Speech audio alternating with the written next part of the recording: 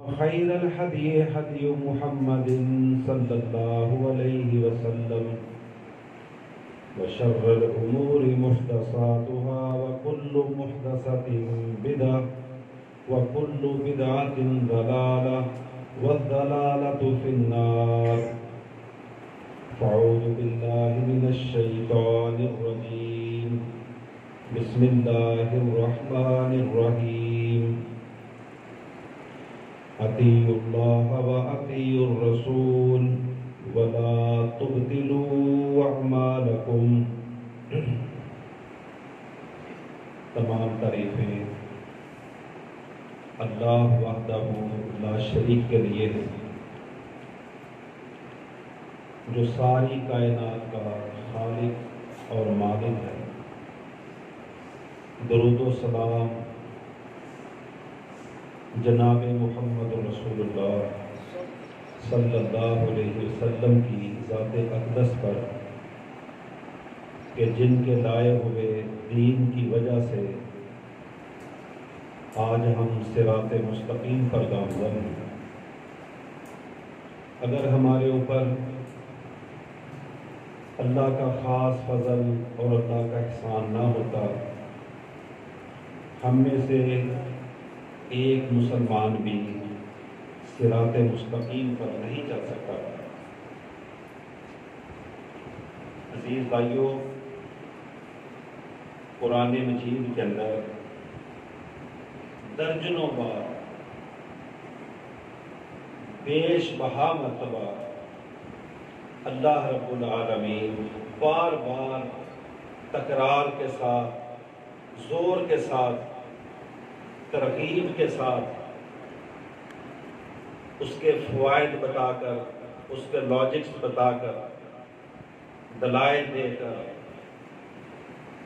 امت محمد صلی اللہ علیہ وسلم کو یہ سمجھا رہے ہیں کہ تم نے ہر کام کے اندر اللہ کی اطاعت کرنی ہے اور اللہ کے نبی محمد کی اطاعت کرنی ہے صلی اللہ علیہ وسلم. کم و بیش 34 مرتبہ قرآن مجید کے اندر یہ موضوع زیر بحث آیا ہے. اطیعوا اللہ و اطیعوا الرسول مختلف معنوں میں، مختلف صیغوں کے ساتھ، مختلف جگہوں پر، مختلف مقامات پر، اور ہر ایک کا اپنا شان نزول ہے، ہر آیت کا اپنا پس منظر ہے کہ اللہ رب العالمین فرما رہے ہیں اطیعوا اللہ و اطیعوا الرسول، کہ مسلمانوں تم نے سب سے زیادہ جس چیز کا خیال کرنا ہے وہ کیا ہے؟ جس چیز کے بارے میں تم نے سب سے زیادہ حساس رہنا ہے، سینسیٹیو، وہ کیا ہے؟ کہ تم نے اللہ کی اطاعت کرنی ہے اور اللہ کے رسول کی اطاعت کرنی ہے. عزیز بھائیوں، اس کا کیا مطلب ہے؟ اس کا مطلب ہے کہ احتمال موجود ہے، چانس موجود ہے، ایسا احتمال ایگزسٹ کر رہا ہے، موجود ہے کہ امت مسلمہ ایک وقت آئے گا، وقت گزرنے کے ساتھ ساتھ کہیں اللہ سے اور اللہ کے نبی محمد سے کہیں ادھر ادھر نہ ہو جائے، راستہ نہ بھٹک جائے، اپنا اصل راستہ بھول نہ جائے، اپنی اصل منزل کو چھوڑ نہ دے. اللہ نے یہ جو کلمہ رکھا ہے، کلمے کا مطلب بھی یہی ہے کہ لا الہ الا اللہ محمد رسول اللہ، کہ اللہ کے سوا کوئی الہ نہیں اور محمد صلی اللہ علیہ وسلم اللہ کے رسول ہیں. یہ دو ہستیوں کا ذکر اللہ کلمے کے اندر فرماتا ہے، اللہ کا اور اللہ کے نبی محمد صلی اللہ علیہ وسلم. چاہے جتنے مرضی مسلمانوں کے فرقے بن جائیں، جماعتیں بن جائیں، نظریات بن جائیں، جتنی بڑی بڑی کوئی کتابیں لکھ ڈالے، کوئی 10-10 گھنٹے کے مناظرے کر لے، مناقشے کر لے، مباہلے کر لے، لیکن ان تمام فرقہ پرستی کے بت کا جو توڑ اور کاؤنٹر اور اس بت کو پاش کرنے والی سب سے بنیادی اور بیسک جو چیز ہے وہ کیا ہے؟ وہ کلمہ ہے کہ جس کو پڑھ کے ایک کافر مسلمان ہوتا ہے، لا الہ الا اللہ محمد رسول اللہ۔ اگر ہم کلمے پر رہیں، اگر ہم کلمے پر اکتفا کریں، اگر ہم کلمے پر قناعت کریں، اگر ہم کلمے کے اندر کیے ہوئے وعدوں کا لحاظ کریں، اگر ہم کلمے کے مطالب اور معانی کو اچھے طریقے سے سمجھیں، اگر ہم کلمے کو سوچ سمجھ کر دانستہ طور پر، شعوری طور پر، آگاہی کے ساتھ، علم کے ساتھ، روشنی کے ساتھ، نور کے ساتھ اور کھلے دل کے ساتھ دل کی کھڑکیوں کو کھول کر دماغ کے اندر لگی ہوئی فرقہ پرستیوں کی گندی گروہوں کو توڑ کر اگر ہم کلمے کا صحیح طریقے سے مطالعہ کر لیں تو یقین کریں امت محمد کے اندر فرقوں کی کوئی گنجائش باقی نہیں بچتی کہ ہم اصل کی طرف لوٹ۔ ہم اپنے اوپر چڑھے ہوئے جو کروم ہیں، مختلف پروفائلز ہیں، مختلف قسم کے جو ہم نے اپنے اوپر غلاف اوڑے ہوئے، مختلف اپنے نام رکھے ہوئے، مختلف اپنے فرقے بنائے ہوئے، مختلف ہم نے اپنے منشور وضع کیے ہوئے، کاغذوں پر، کتابوں پر، مختلف کلرز کے ساتھ، رنگوں کے ساتھ اور مختلف ڈھنگوں کے ساتھ، مختلف عمارتوں کے ساتھ، گنبدوں کے ساتھ اور مختلف صنم خانوں، بت خانوں کے ساتھ جو ہم نے یہ چیزیں بنائی ہوئی ہیں، اس ایک کلمے کے ساتھ یقین کریں پاش ہو جاتا ہے۔ اس کا یہ اللہ خود فرماتے ہیں کہ فرقے شیطان کی طرف سے ہوتے ہیں اور کلمہ رحمان کی طرف سے۔ اللہ نے شیطان کے وار کو توڑنے کے لیے ہلکی سی چیز رکھی، فرمایا وَإِنَّ كَيْدَ الشَّيْطَانِ كَانَ ضَعِيفًا، کہ شیطان ظاہری طور پر تو ایسے نظر آتا ہے جیسے پہاڑ ہوتا ہے، جب اس کے اوپر قدم رکھو ضعیفہ، بڑا کمزور، نحیف، ضعیف، بودا، خستہ، اس کی کوئی حالت باقی نہیں بچتی، اس کے دوڑنے کی کوئی انتہا نہیں ہوتی، اس کے لیے کوئی بہت لمبا چلا نہیں کاٹنا پڑتا، اس کے لیے کوئی بہت بڑے بڑے جو ہیں ورد نہیں کرنے پڑتے۔ فرمایا تم ایک دفعہ کہہ دو اعوذ باللہ من الشیطان الرجیم من حمزہ ونفخہ ونفثہ، تم ایک دفعہ اذان پڑھ دو، اذان، اللہ کے نبی نے فرمایا یہ دوڑتا ہوا واپس جاتا ہے۔ وَإِنَّ كَيْدَ الشَّيْطَانِ كَانَ ضَعِيفًا، شیطان کی پلاننگ، منصوبہ بندی، اس کے مکر و فریب، اس کا دجل، اس کا فریب بڑا کمزور ہوتا ہے۔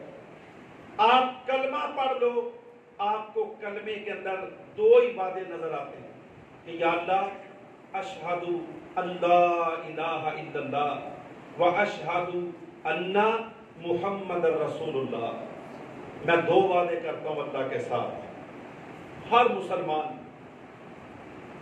مسلمان اللہ کے ساتھ اسلام لانے سے پہلے دو وعدے کرتا ہے۔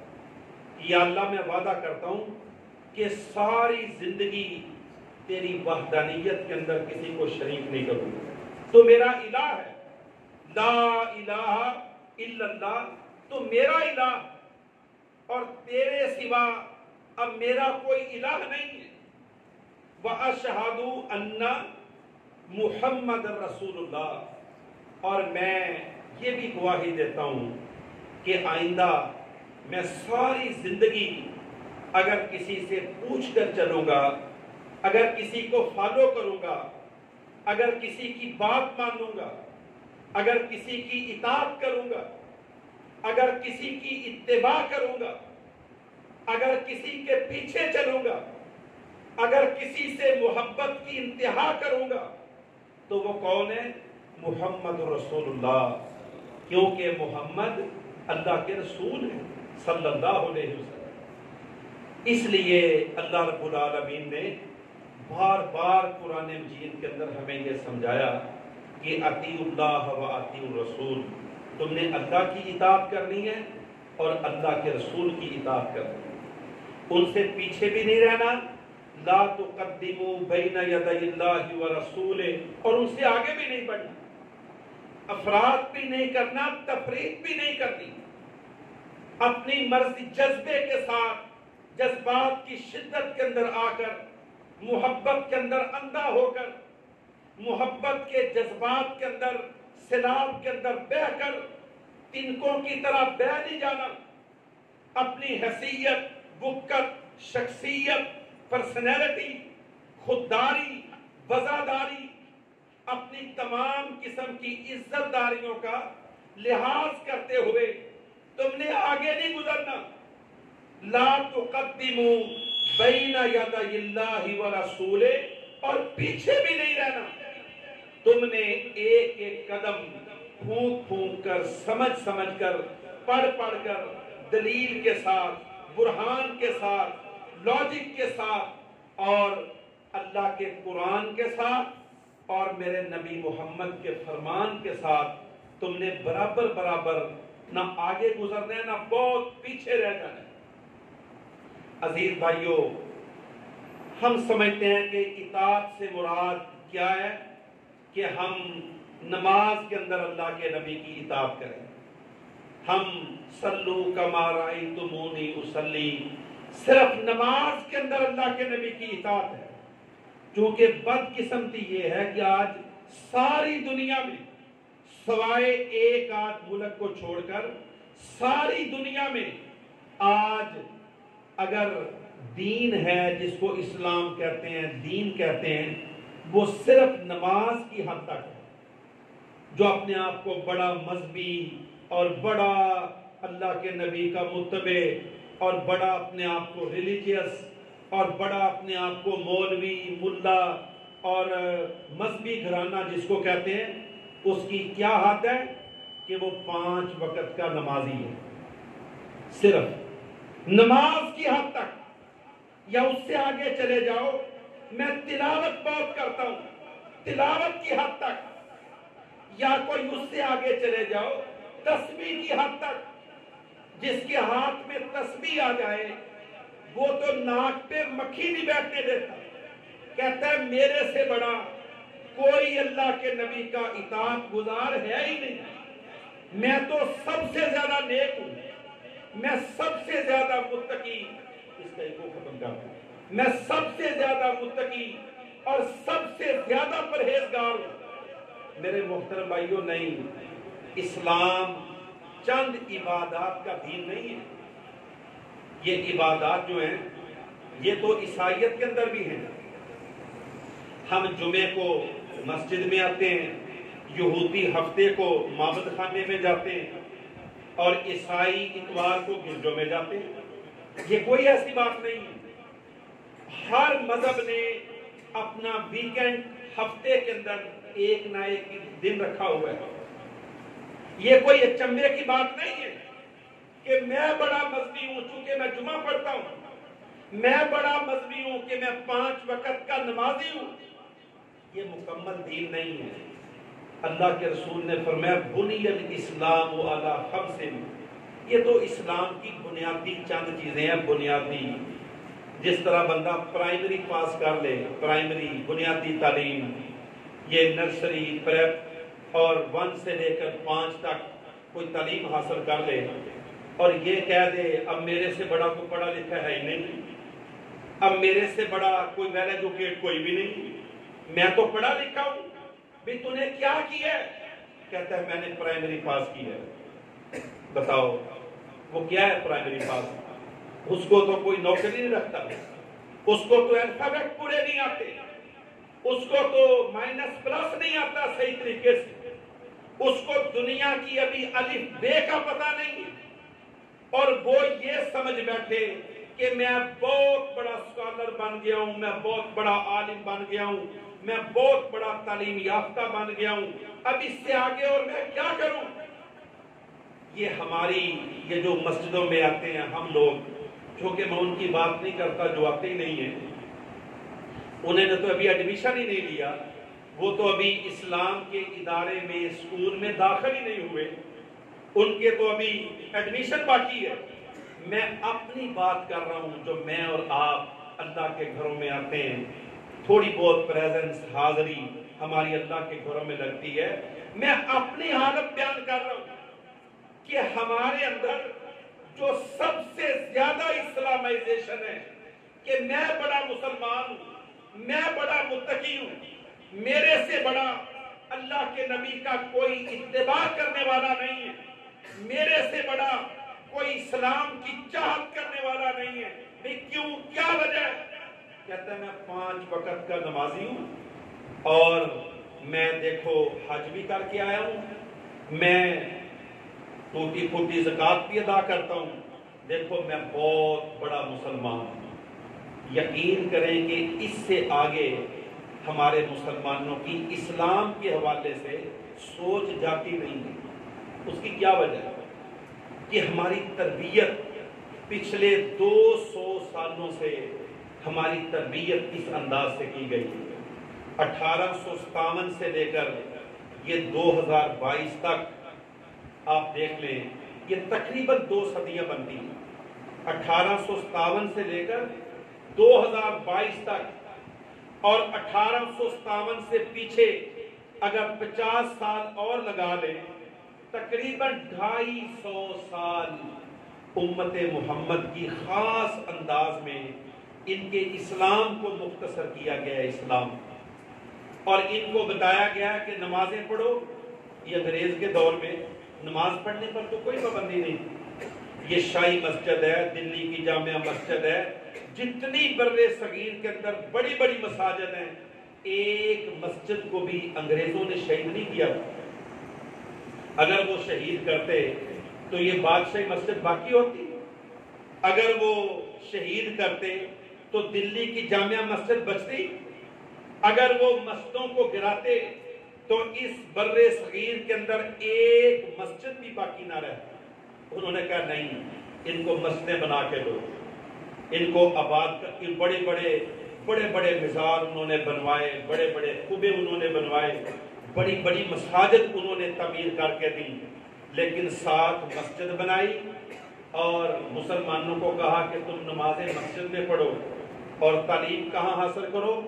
اس کے لیے ہم آپ کو سکول بنا کے دیتے ہیں، اس کے لیے ہم آپ کو کالج بنا کے دیتے ہیں۔ لارڈ میکالے کا نام آپ نے سنا ہوگا، اس نے کہا کہ عبادت مسجد میں جا کے کرو اور تعلیم ہمارے پاس آؤ۔ جو بڑے بوڑھے ضعیف، جو چلنے کے قابل نہیں، جو کچھ آنکھ ان کی دیکھ نہیں سکتی، کان ان کے سن نہیں سکتے، ٹانگیں ان کی کام نہیں کرتی، کہنے لگے جاؤ مسجدوں میں جاؤ، عبادت کرو، ریاضت کرو، اعتکاف کرو، نویت سنت الاعتکاف، ساری زندگی کا اعتکاف کرو، اور اپنے نوجوانوں کو، اپنے ہونہاروں کو، اپنے بچوں کو، آنے والی نسلوں کو کیا کرو؟ ہمارے اسکولوں کے اندر، کالجز کے اندر، یونیورسٹیز کے اندر ادھر لے کے آؤ۔ ادھر ان کو کیا پڑھایا گیا؟ ادھر ان کو اسلامیات بھی پڑھائی گئی، دینیات، اسلامیات۔ آپ سمجھتے ہیں یہ ہمارے اسکولوں کے اندر ہے، آج بھی ہے۔ آپ دیکھ لیں chemistry, physics, biology, mathematics, statics, sociology, جتنے یہ سبجیکٹ ہیں ان کے اوپر سکولوں میں خصوصی طور پر توجہ دی جاتی ہے، خصوصی طور پر۔ ہمیں پتہ ہے، ہم ان مرحلوں سے گزرے۔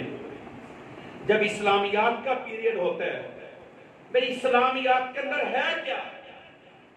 آپ اپنی دینیات کو، اسلامیات کو جو 50 نمبروں کی ہے اس کو پڑھو۔ کہتے ہیں پڑھو اس کو۔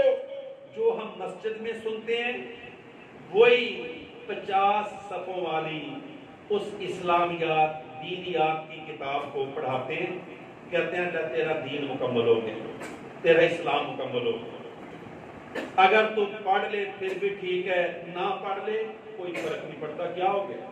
اسلامیات کیا، کیا فرق ہوگا تجھے؟ غیر محسوس طریقے سے اس بچے کو، اس مسلم نوجوان کو، اس اسٹوڈنٹ کو جو مسجد میں پڑھ کے آیا، ناظرہ پڑھ کے آیا، قرآن پڑھ کے آیا، جذبہ لے کر آیا، اب اس کو ڈائیورٹ کیا جا رہا ہے، اس کی سوچ کو شفٹ کیا جا رہا ہے، اس کی ترجیحات کا تعین کیا جا رہا ہے، اس کی پریفرنسز اس کو بتائی جا رہی ہیں کہ تیری ترجیح دینیات نہیں ہے، تیری ترجیح اسلامیات نہیں ہے، تیری ترجیح اللہ اور محمد نہیں ہے، تیری ترجیح کیا ہے؟ تو کیمسٹری پڑھ، بایو پڑھ، فزکس پڑھ، تو میتھمیٹکس کا ایکسپرٹ بن، تو نے آگے بی ایس کرنا ہے، آگے ایم فل کرنا ہے، آگے تو نے پی ایچ ڈی ڈاکٹریٹ کرنا ہے، تو نے سی ایس ایس کرنا ہے، تو نے آئی سی ایس کرنا ہے، تو نے پتہ نہیں کیا کیا سی اے کرنا ہے، اور کہاں کہاں کیا کیا کرنا ہے، تو نے اسلامیات کے علاوہ ہر کام کرنا ہے۔ اب وہ بچہ جوان ہو کر 18 20 سال 22 سال تک جب اپنے جوبن کو پہنچتا ہے تو اس کے دل میں مسجد کی کتنی قدر ہے؟ جتنی اسلامیات کی قدر اس کو میٹرک کے اندر اتنی قدر ہے، اس سے زیادہ وہ مسجد کی بات کو، جمعے کے خطبے کو، جمعے کی تقریر کو ثواب کے لیے تو سنے گا کہ ثواب ہوتا ہے، نہ جاؤں گا تو لوگ تنقید کریں گے، نہ پڑھوں گا تو لوگ برا بلا کہیں گے، بوڑھا ابا ناراض ہوگا، گھر والے کیا بولیں گے، چلو جا کر پچھلی صف میں تھوڑا سو جاؤں گا، تھوڑا جاگ جاؤں گا، تھوڑا چلو بیٹھ جاؤں گا، ایک دو سے ملاقاتیں ہو جائیں گی۔ یقین کریں اس سے زیادہ ہم اللہ کے دین اسلام کے ساتھ ہمارا کنیکشن نہیں ہے، ہم مانے یا نہ مانے، ہم اس کو برا مانے یا اچھا مانے، لیکن یہ ایک ایسی ریالٹی ہے، یہ ایک ایسی حقیقت ہے، یہ ہمارے دلوں کے اندر آنے والی ایسی بدبخت تبدیلی ہے، یہ ہماری ذہنی سوچوں کو تبدیل کرنے والی ایسا وائرس ہے کہ اتنی کرونا نے آ کر انسانیت کو نقصان نہیں دیا جتنا اس سسٹم کی ترجیحات نے امت محمد کے راستوں کو مسدود کر کے ہمیں ہماری اصلی منزلوں کو محدود کر دیا۔ اللہ اکبر۔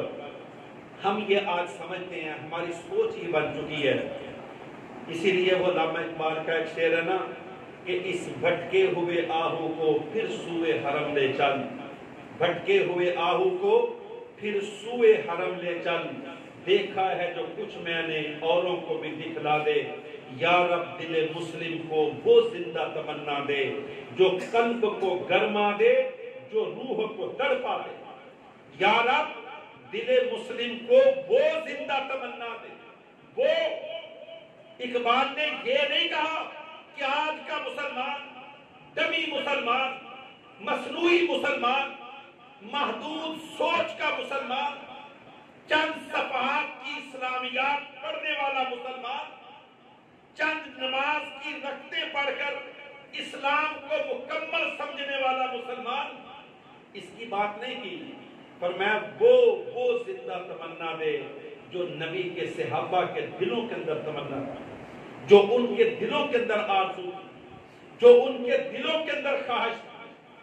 عزیز بھائیوں بتاؤ، اگر دین اتنا ہی ہوتا جتنا ہمارا آج دین ہے، اسلامی ملکوں کا، اسلامی شہروں کا، اسلامی دیہاتوں کا، ایک ایک گاؤں میں 4 مسجدیں، 5 مساجد، جتنی مرضی بناؤ، کوئی انتہا نہیں، کوئی انتہا نہیں ہے مساجد، جتنی مرضی بناؤ۔ یقین کریں یہ بنوں میں، کوہاٹ میں، ہنگو میں، کرک میں، اور یہ ڈیرہ اسماعیل خان کے اندر، اور یہ 4 سردہ مردان، اور یہ ان پشتون علاقوں میں نے خود دیکھا ہے کہ ایک ایک نماز کے اندر 10 ہزار نمازی آ کر باجماعت نماز ادا کرتے ہیں، بڑی خوشی ہوتی ہے۔ ایک ایک نماز کے اندر، بنوں کے اندر میں نے خود دیکھا ہے کہ کم از کم 8,000 مسجدوں کی نمازیوں کی جگہ اس مسجد میں، اور عام نماز کے اندر عصر کی نماز کا وقت تھا، پوری مسجد نمازیوں کے ساتھ کھچا کھچ پڑی ہوئی تھی۔ لوگ اپنے کام چھوڑ کر، کوئی یہ نہیں ہے حکومت کی طرف سے کوئی پابندی تھی یا کوئی طالبانائزیشن تھی، یہ پشتونوں کے اندر نماز پڑھنے کا ایک ٹرینڈ ہے، ایک رجحان ہے، ایک توجہ ہے ان کی۔ لیکن ہم نے دین صرف ان چند چیزوں کا نام سمجھا ہوگا کہ نماز پڑھ لو، رمضان کے روزے رکھ لو، اور تراویح پڑھ لو، اور کبھی اللہ نے موقع دیا تو حج عمرہ کر لو، کہتے ہیں بس میرا دین مکمل ہے۔ میرے محترم بھائیوں بتاؤ، اگر دین اتنا ہی تھا، اتنا ہی دین تھا ہماری طرح یہ جو رس ملائی والا دین، میٹھا دین، اپنے گھر سے لے کر مسجد تک آنے والا دین، یہ کھانے پینے والا دین، تو ہمارے نبی محمد کو لوگوں نے تکلیفیں کیوں دی، تنگ کیوں کی؟ ہمارے نبی نے مکہ کیوں چھوڑا؟ ہمارے نبی نے ہجرت کے راستوں کو کیوں اختیار کیا؟ ہمارے نبی اور نبی کے صحابہ طائف کے اندر کیا لینے گئے تھے؟ ہمارے نبی نے عورتوں کو، بچوں کو حبشہ کی طرف کیوں نکالا تھا؟ بتاؤ، اگر اسلام اتنا ہی تھا تو پاکستان کیوں بنایا تھا؟ کس لیے بنایا تھا؟ تقریباً 15 لاکھ مسلمان قتل ہوئے، 15 لاکھ پاکستان کی طرف ہجرت کرتے ہوئے، شہادتیں پیش کی، عورتیں قتل ہوئی، عزتیں لوٹی، ایک ایک لاکھ کا قافلہ کافروں نے، ہندوؤں نے، سکھوں نے، ظالموں نے، فاسقوں نے، قاتلوں نے گھروں کو چھوڑا، جانوروں کو چھوڑا، زمینوں کو چھوڑا، وطن کو چھوڑا، اور ہجرت کی کس لیے؟ کہ ہم پاکستان میں آ کے نمازیں پڑھیں گے؟ بھئی نماز تو انڈیا میں بھی ہوتی ہے، نماز کے لیے پاکستان چھوڑا تھا؟ جاؤ جا کے یو پی میں دیکھو، سی پی میں دیکھو، بہار میں دیکھو، بنگال میں دیکھو، کوئمبتور میں دیکھو، کلکتہ میں دیکھو، دلی میں دیکھو، آگرہ میں دیکھو، کرناٹک میں دیکھو، اور اس کی میزورام، حیدرآباد، دکن میں دیکھو، مشرقی پنجاب میں دیکھو، کشمیر میں دیکھو، کوئی ایک جگہ ہے جہاں انڈیا میں نماز نہیں ہوتی؟ تبلیغی اجتماع، تبلیغی جماعت کا سب سے بڑا اجتماع انڈیا کے اندر ہوتا ہے، نماز پر تو کوئی پابندی نہیں تھی۔ پھر ہم نے نماز پڑھنے کے لیے پاکستان لیا تھا، اتنی قربانیاں صرف نماز پڑھنے کے لیے؟ کیا یہ جو بزرگ ادھر بھی بیٹھے ہیں جو ہجرت کر کے آئے تھے، ان کو پوچھو انڈیا میں نماز پڑھنے کی جگہ نہیں تھی؟ انڈیا میں مسجد بنانے کی جگہ نہیں تھی؟ کیوں آئے پاکستان کے اندر؟ کس لیے آئے تھے؟ تم نے پاکستان کیوں بنایا تھا؟ کہ ہم وہاں جا کر مسجدیں بنائیں گے؟ بھی مسجدیں تو انڈیا میں بہت ہیں، مسجدیں تو دنیا کی 8ویں بڑی جو مسجد ہے وہ امریکہ میں ہے، دنیا کے اندر 8ویں بڑی مسجد، جہاں 1 لاکھ نمازی ایک وقت میں نماز ادا کر سکتے ہیں، وہ کس شہر میں ہے؟ امریکہ کے اندر ہے، ٹیکساس کے اندر ہے۔ سب سے بڑی مسجد حرمین کے بعد دنیا میں سب سے بڑی مسجد کدھر ہے؟ امریکہ کے اندر ہے۔ وہ کہتے ہیں نماز پڑھو، مسلمان نماز پڑھتے ہیں، وہ عیسائی ویڈیو بناتے ہیں، خوش ہوتے ہیں، دیکھتے ہیں۔ وہ میرا ایک دوست ہے، کہتا ہے میں لندن میں آج سے 20 سال پہلے گیا تو میں نے جو میٹرو ٹرین چلتی ہے ان کی انڈر گراؤنڈ، کہتا ہے میں وہاں کھڑا ہو کر جائے نماز بچھایا اور میں نے نماز ادا کرنی شروع کر دی۔ کہتا ہے میرے ارد گرد تقریباً 200-250 عیسائی جمع ہو گئے، دیکھ رہے ہیں کہ یہ مسلمان یہ کیا کر رہے ہیں، یہ کیا کر رہے ہیں۔ کوئی مجھے روکنے والا نہیں، کوئی مجھے ٹوکنے والا نہیں، کوئی میرے اوپر تنقید کرنے والا نہیں کہ میں نماز پڑھوں۔ خوش ہو رہے ہیں کہ دیکھو مسلمان، مسلم از ورشپنگ، کہ مسلمان عبادت کر رہے ہیں، اپنے گاڈ کے سامنے جھک رہے ہیں۔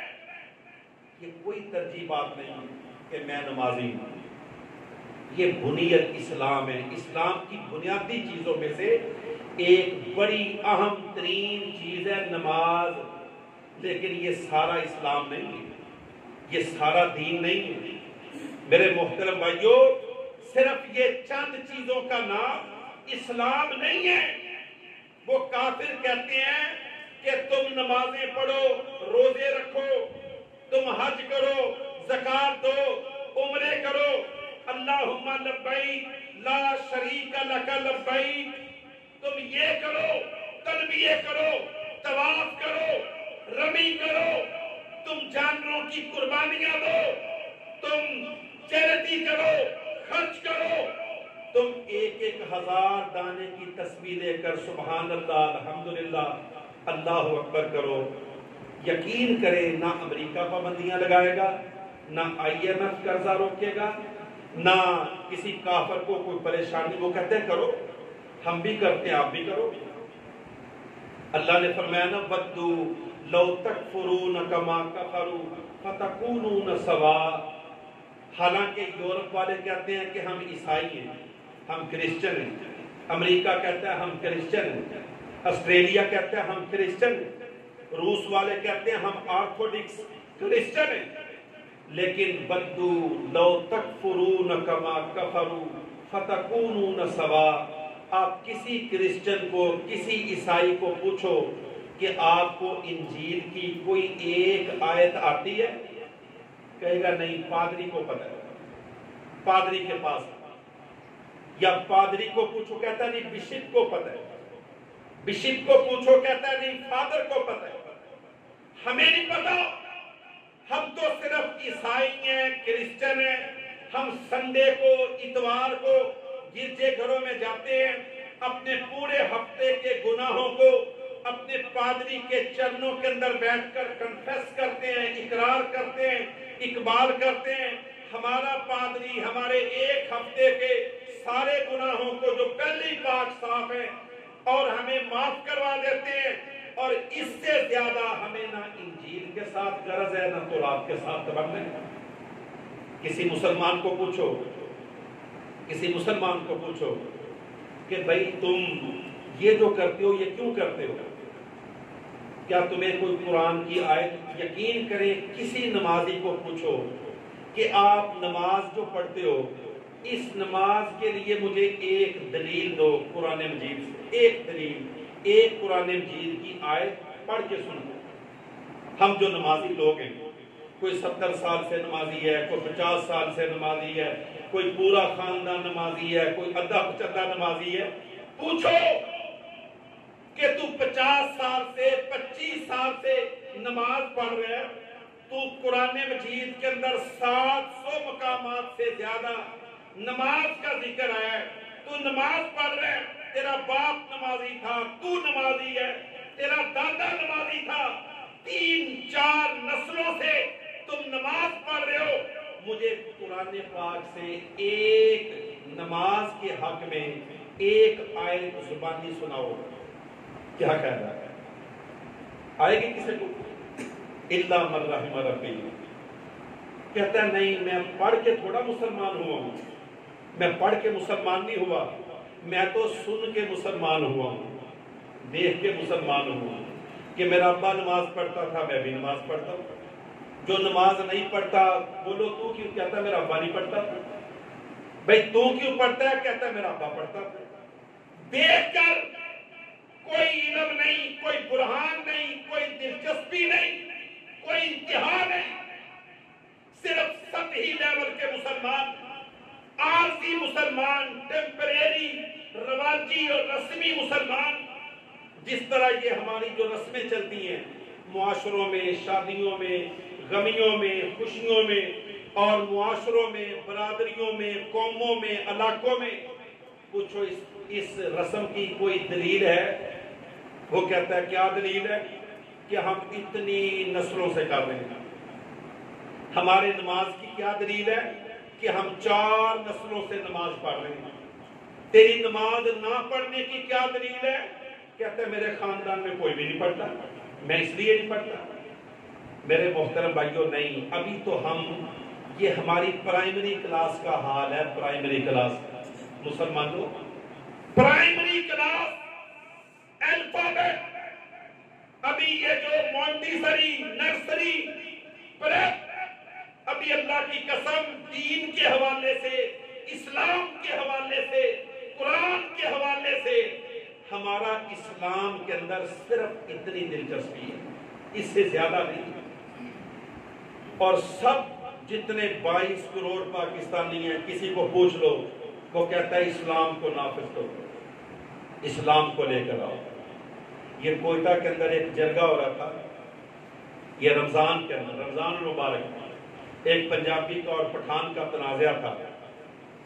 پٹھان ایک مفتی کو لے کر آئے، بہت بڑا مفتی، بہت بڑی اس کی پگڑی، بہت بڑی اس کی داڑھی، اور اس کا گیٹ اپ سفید، اس کے کپڑے، اور جس کو وہ مسنون کہتے ہیں، سارا ہاتھ کے اندر اس کی تسبیح. پٹھان مفتی بہت بڑا نامور وہ لے کر آیا. میں نے فیصلہ کیا جو اللہ نے سمجھ لی. وہ فیصلہ جو پنجابی تھا اس کے حق میں ہو گیا، ہے بھی حق پہ تھا. وہ اس نے آخر پہ جب فیصلہ ہو گیا، دونوں فریقیں راضی ہو گئیں، خوش ہو گئیں. لیکن اللہ نے جس کی قسمت میں ذلت لکھی ہو اس کو روک نہیں سکتا. جب سارا فیصلہ ہو گیا، آخر پہ دعا بھی ہو گئی. دعا کی رسم ہوتی ہے، جب فیصلہ اپلیکیبل ہو، ویلڈ ہو، دونوں فریقیں مان جائیں تو آخر پہ دعا ہوتی ہے. آخر پہ مفتی صاحب کہنے لگے کہ 2 منٹ مجھے بھی دیں، میں نے بات کرنی. بہت بڑی جماعت کا زمانہ جو دین کی دعوے دار ہے، کہتے ہیں اسلام نافذ کرو، اسلام لے کر آؤ، یہ کرو وہ کرو. کہتے ہیں رانا صاحب ہم آپ کے پاس فیصلہ اس لیے لے کر نہیں آئے تھے کہ آپ سارے اسلام کے مطابق کرو، آپ سارے دین کے مطابق کرو. ہم تو اس لیے آئے تھے کہ آپ تھوڑا اسلامی کرو گے، تھوڑا رواجی کرو گے، تھوڑا دنیاوی لحاظ سے کرو گے، کچھ اس کو ملے گا، کچھ اس کو ملے گا، دونوں فریقیں خوش ہو جائیں گی اور اللہ بھی راضی اور دنیا بھی راضی. یہ کون کہہ رہا ہے؟ مفتی صاحب. میں نے کہا بات سن، تیرا کس پارٹی سے تعلق ہے؟ کہنے لگا میری فلاں بہت بڑی اسلام کی دعوے دار جن کے بارے میں ذوالفقار علی بھٹو کہتا تھا کہ ان کو اسلام نہیں چاہیے، ان کو اسلام آباد چاہیے. اس کی دعوے دار کہتے ہیں. میں نے کہا بات سن، تو مسجد میں آیا ہے کہ مندر میں بیٹھا ہے؟ کہتا نہیں بیٹھا تو مسجد میں ہوں. میں نے کہا مسجد کے اندر انشاءاللہ اگر مسجد میں بھی آپ کو اسلام نہیں ملے گا تو کہاں تجھے اسلام ملے گا؟ میں نے کہا آپ کے دعوے دیکھو اور اسلام پر عمل داری کا جذبہ دیکھو. ہم سب کہتے ہیں کہ اسلام لاؤ، اسلام لے کر آؤ، یہ کرو وہ کرو. جتنی مذہبی جماعتیں، یہ جتنے 9 ستارے اسلام کے نام پر، نبوی پرچموں کے نام پر، اسلامی اتحادوں کے نام پر، داڑھیوں کے ساتھ، پگڑیوں کے ساتھ، جو بڑے بڑے کبوں کے ساتھ، بڑے بڑے نعروں اور ترانوں کے ساتھ، جو پاکستان میں 75 سال سے اسلام کی باتیں کر رہے ہیں کہ اسلام لے کر آؤ. میں نے کہا آپ کو تو ایک جرگے کا اسلام برداشت نہیں ہوا، تم اللہ کے نبی محمد کا اسلام سارا کیسے برداشت کرو؟ میں نے کہا غلط باتیں نہ کرو. ہم پاکستانی جو لوگ ہیں نا، اسلام پر مر مٹنے کے لیے تو تیار ہیں، لیکن ابھی ماننے کی ہمارے اندر آرزو نہیں، ابھی سمجھنے کی جستجو نہیں ہے ہمارے اندر. ابھی ہم رسم و رواج کے لوگ ہیں، ہمیں دین محمد کا پتہ ہی نہیں، ہمیں دین محمد کا علم ہی نہیں. جناب عمر کے دور میں رضی اللہ تعالیٰ عنہ، ایران کا ایک بہت بڑا گورنر مسلمان ہو گیا. مسلمان ہونے کے لیے مدینے میں آ گیا. جناب عمر نے اس کو کلمہ پڑھایا، کلمہ پڑھ کے مسلمان ہو گیا. مکہ میں گیا، کہنے لگا میں نے طواف کرنا ہے، عمرہ کرنا ہے. عمرہ کرنے لگا تو اس کا سفید لباس 500 گھوڑے ساتھ لے کر آیا. ہر گھوڑے کی مہار سونے کی مہار، ہر گھوڑے کی زرہ سونے کی زرہ تھی.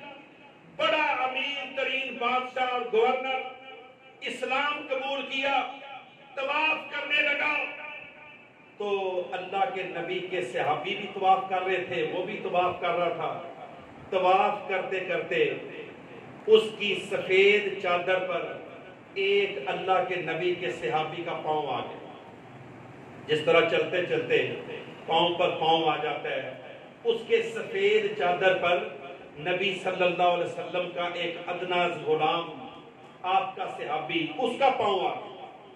اس بادشاہ کو جو بھی نیا نیا مسلمان ہوا تھا، نیو کمر تھا، اتنا غصہ آیا، جلال آیا کہ تو نے میری چادر پر پاؤں رکھا، میں ابھی گرنے لگا تھا، میری چادر کو تو نے گندا کیوں کیا، پرا گندا ہو گیا۔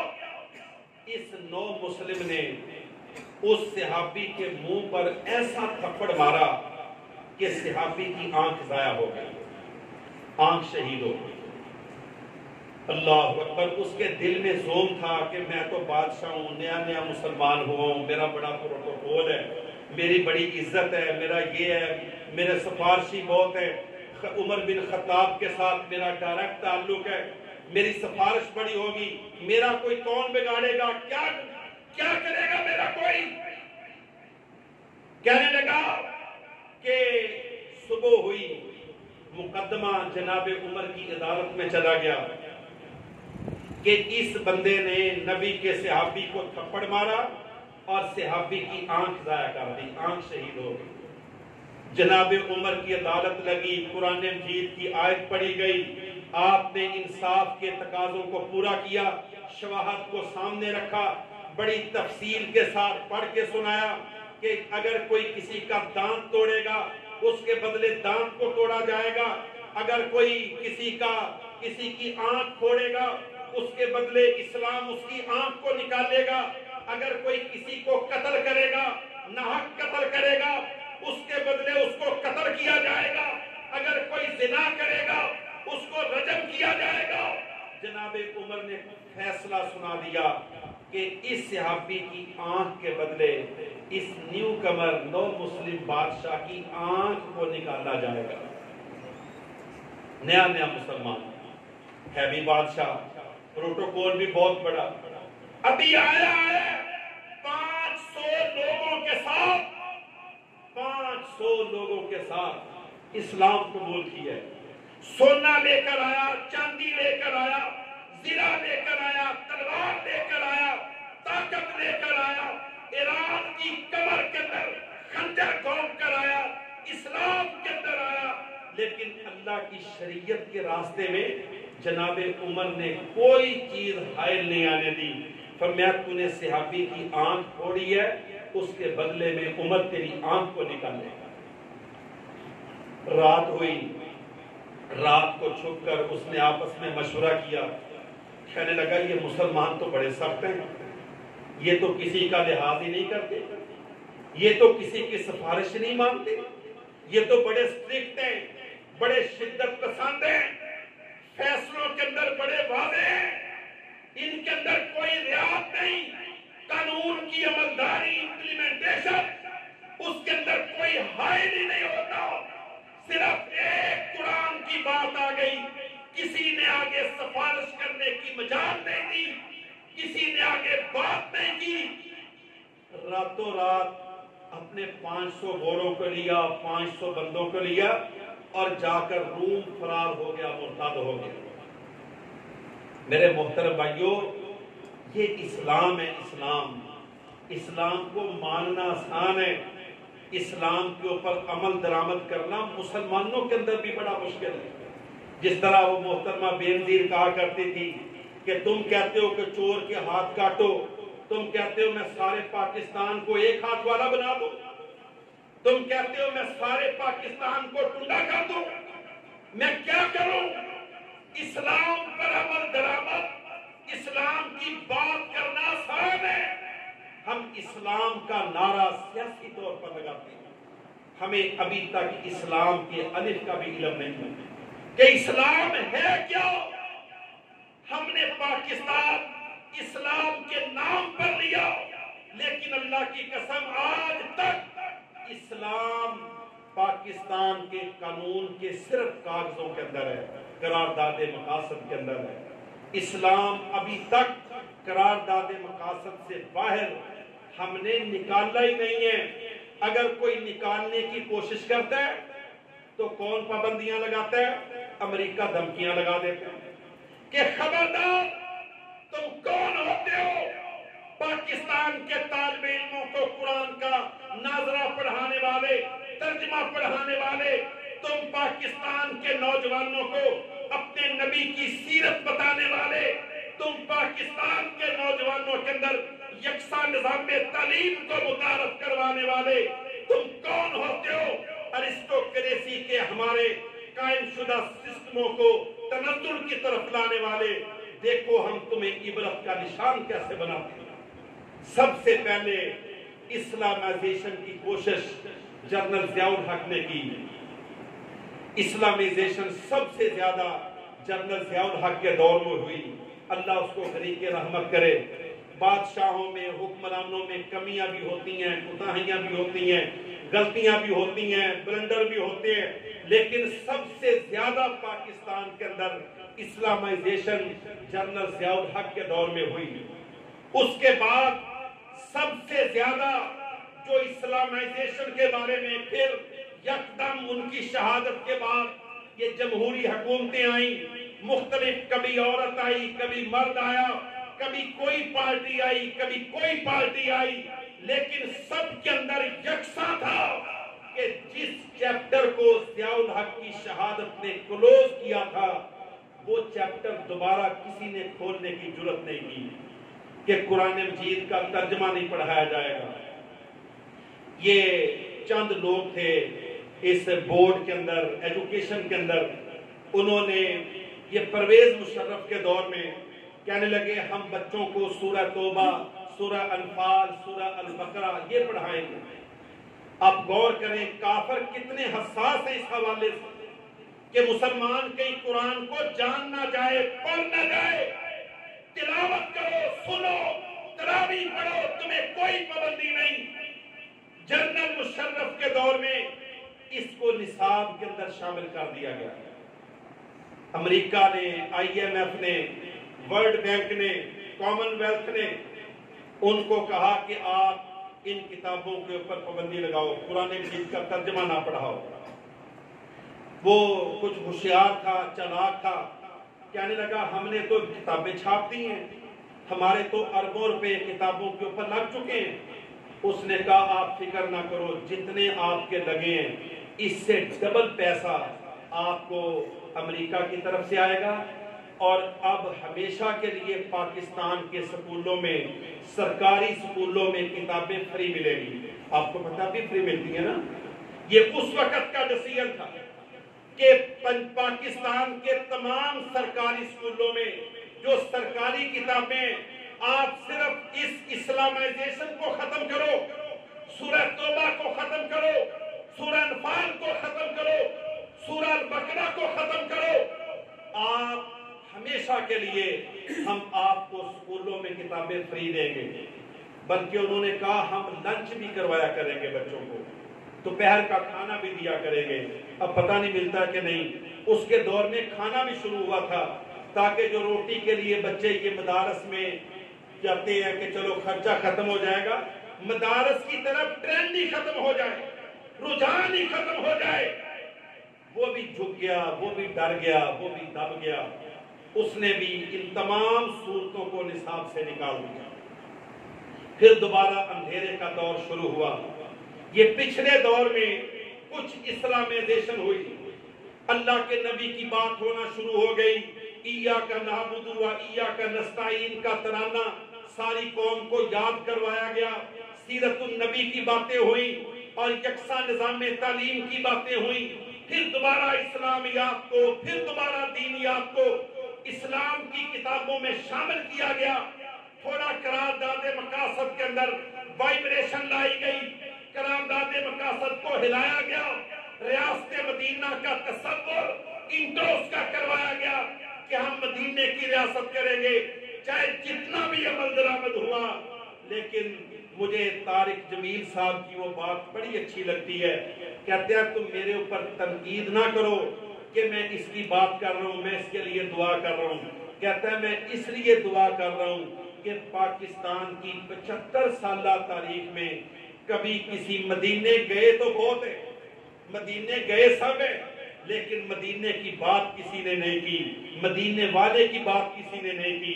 کہتا ہے آخر چلو جتنا بھی عمل، بات تو ہوئی، چیپٹر تو کھلا، کتاب جو خالی تھی، صفحہ جو سفید تھا، جو ہر طرف اندھیرا تھا، ہر طرف کفر اور الہات چھایا ہوا تھا، امریکہ کی غلامی تھی، IMF کے قرضوں کی شرائط کی بنیاد پر پاکستان کے اندر اسلام کے دروازوں کو بند کیا جا رہا تھا.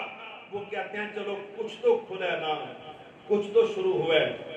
میرے محترم بھائیوں، وہ بھی مبینہ طور پر واضح طور پر آج بڑی کوششیں ہو رہی ہیں کہ کسی نہ کسی طریقے سے ہم یہ ثابت کر دیں کہ پچھلی حکومت کے خلاف سازش نہیں ہوئی، لیکن ابھی تک تو کوئی ایسی آنے والے وقتوں میں کچھ ہو جائے تو میں حال کی بڑی بات کر رہا ہوں، عملی طور پر یہ بات ثابت ہو چکی ہے کہ امریکہ نے دباؤ ڈال کر، پریشر ڈال کر، گن پوائنٹ پر تھریٹ کر کے بڑی بڑی وردیوں والوں کو، بڑے بڑے بوٹ والوں کو، بڑی بڑے اپنی طاقت کے دعوے کرنے والوں کو باقاعدہ طور پر دھمکا کر، ڈرا کر تمام لوگوں کو کہا کہ خبردار جو پاکستان میں اسلام کا نام لے گا، ہمیں ہمارے خلاف، ہمارے مقاصد کے راستے میں رکاوٹ بنے گا، چاہے کوئی فوجی جرنیل بن کے بنے